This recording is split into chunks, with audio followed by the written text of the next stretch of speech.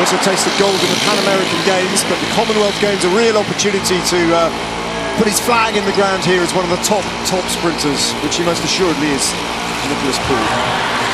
Jack Carlin takes to the Derny. He's comfortable there, just getting himself. Flexing those big sprinters' shoulders off his. Nicholas Poole.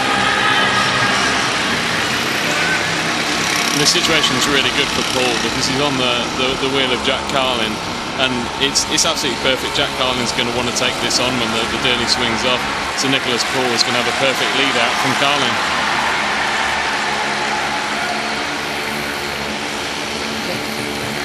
Callum Saunders from New Zealand, the last rider in that line of riders. Matt Richardson just in front of him is Jack Carlin, still flexing his fingers now, looking twitchy, looking nervy, looking round to see what everybody's doing. 5 riders on his wheel though, inscrutable. Nobody changing position, no games being played at the moment. Carlin just looking around and checking. Here comes Saunders.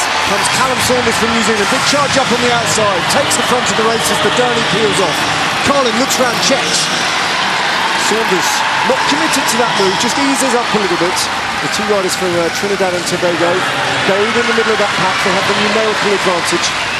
Jack Carlin just trying to make some space in front of him, running up onto the wheel. Here comes the big man from Trinidad and Tobago, Nicholas Poole.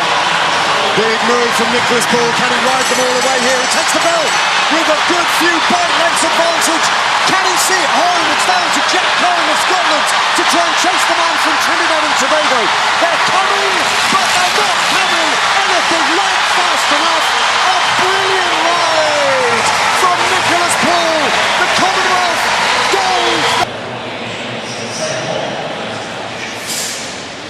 Well, it'll be a huge upset, I think, for Trinidad and Tobago if Matt Glaser can win this second race.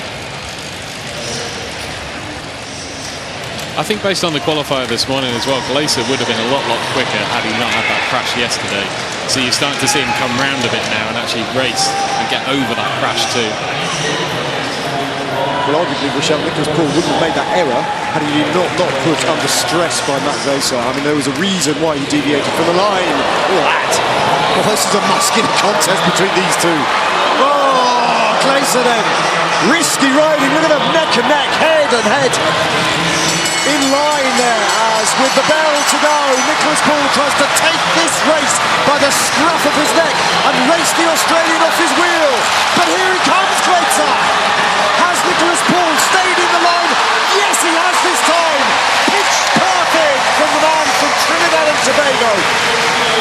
Poole puts it right, and we're going to go to a decider. Great racing, both very experienced riders.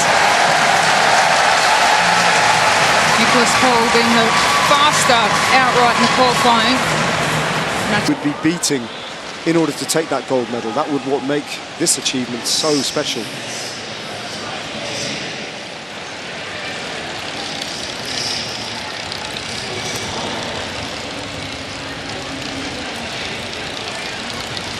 Nicholas Poole, he's been a bit on and off, hasn't he, during this competition?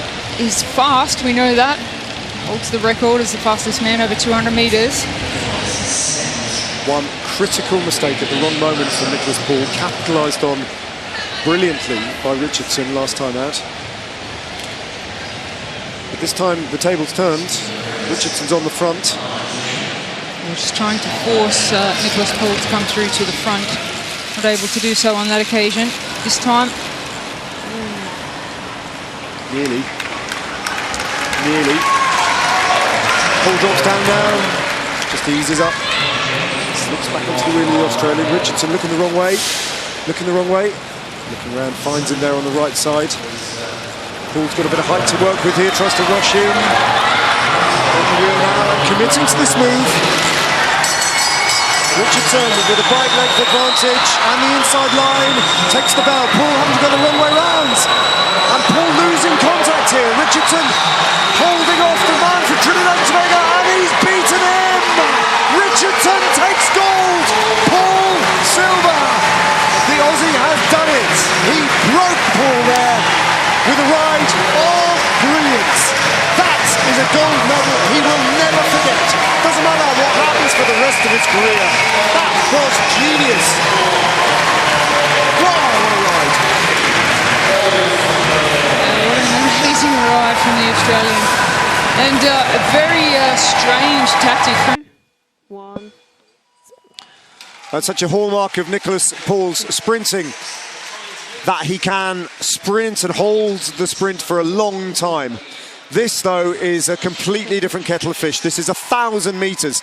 As the man from Trinidad and Tobago gets into position, it was a relatively modest start from him, but can he hold it now? It's a second down already on the best time of Tom Cornish.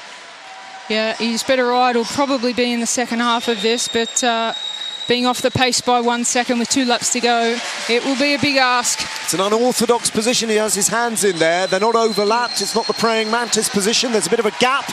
That's not aerodynamically ideal from Nicholas Paul. Well, he's got 1 lap to go. He's 8/10ths down on the fastest time. He's now getting faster. 6/10ths. He's getting faster. He's taking chunks of time out of Tom Cornish now. Is he finishing so strong? There he is. He's closing in on the best time of Tom Cornish. The crowd can see it. They can sense it. And it's just outside. Silver medal position from Nicholas Paul, who came charging into that final lap. Wow, that was close. 1:00.089. Well, he's happy to be in the second fastest position, just behind Thomas Cornish, who's guaranteed a medal now. So that was close. He knows that was close, doesn't he, Tom Cornish? Still in the gold medal position, Cornish, with just his teammate Matt Glazer to come.